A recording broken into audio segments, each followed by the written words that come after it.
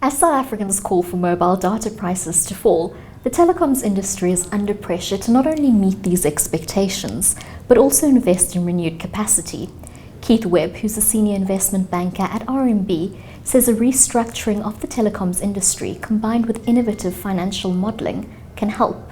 He joins us with more. Keith, thank you so much. Thank you. Now, Keith, I've mentioned from a consumer point of view what they want, but from an industry point of view, in your interactions with them, what is the most pressing issue? Well, obviously consumers want to have it all. They want high-speed data and they want it at a cheaper price. Obviously, to offer that high-speed data, increasingly requires a lot more capital investment. Optical fiber that's got to be rolled out, high-speed mobile data networks that need to be put in place. So, our view is that while a lot of investment needs to be put in, one's got to be quite capital efficient about it. And that's certainly what we've seen in terms of restructuring of the industry. When you talk about a restructuring of the industry, what exactly does that mean, and why is, say, the current model or models that have been used traditionally no longer appropriate in the changing environment? Well, if you remember the bad old days of the single fixed line telco player, then obviously competition coming from the GSM players, the MTNs and the Vodacoms. What they ended up doing was creating huge monolithic companies that in effect competed with the telecoms, and they provided everything. They rolled out their own networks. They did end to end, from consumer all the way down to the infrastructure. What's happening now is that specialist infrastructure players are coming in who will roll out, as I say, optical fiber networks, and they will become very good, or they are very good at digging trenches in your roads and putting in the optical fibers, or rolling out the cell phone sites. So there's this disaggregation of the industry. And what's interesting about that is that instead of each player rolling out its own specific infrastructure, that infrastructure can usually be shared. So you take, for example, a fiber player. Once you've dug a trench, that's 70% of the cost. Instead of putting one fiber in, you might as well put two.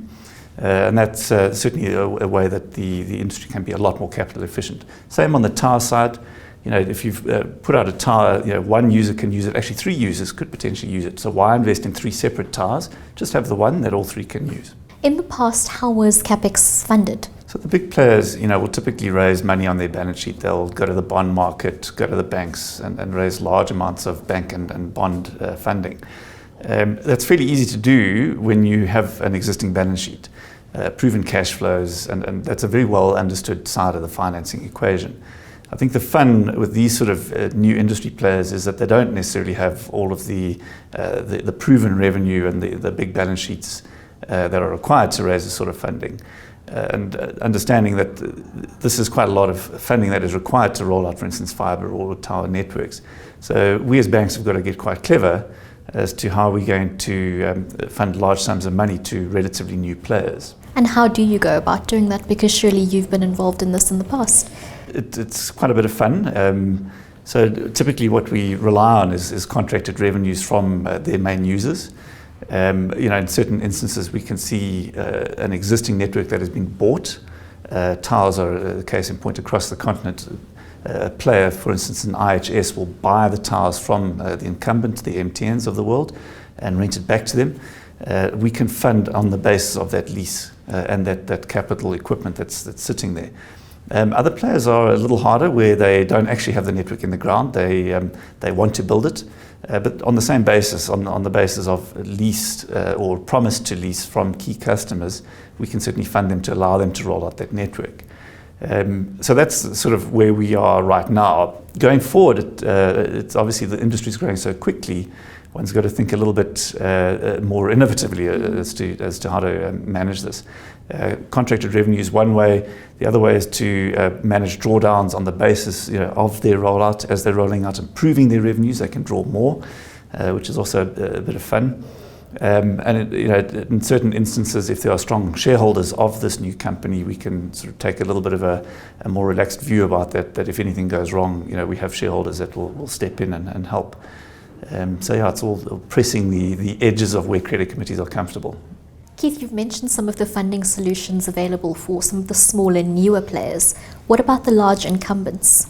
The larger incumbents, so we've mentioned how they fund themselves, but obviously what the impact of this restructuring is on their balance sheet is that they'll have a much lighter balance sheet, less capital sitting on their balance sheet, and they can spend more time focusing on their customers and getting to their customers, offering their customers unique products that take for granted that the infrastructure is there.